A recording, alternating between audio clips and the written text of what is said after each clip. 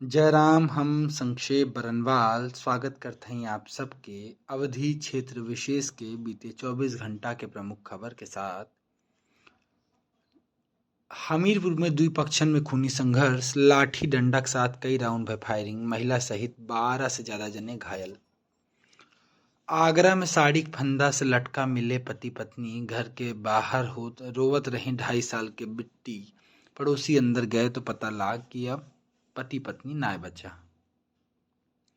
महोबा जिला अस्पताल में डॉक्टर के लापरवाही हंगामा, परिजन कहन कई बच्चन के इलाज के बिना कई देहन डिस्चार्ज, डॉक्टर करता है अभद्रता।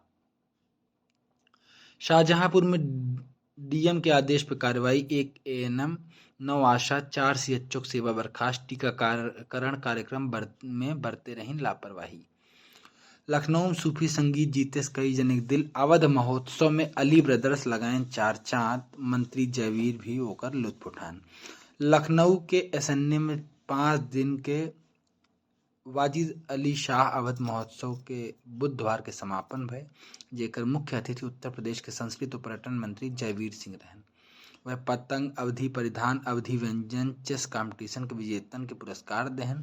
महोत्सव के आखिरी दिन शिवोहम नृत्य, कबीरदास के वाणी सहित सूफी फ्यूजन कव्वाली के लोग लुत्फ उठाएं।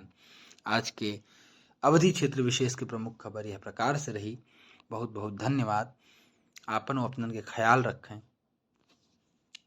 जयराम।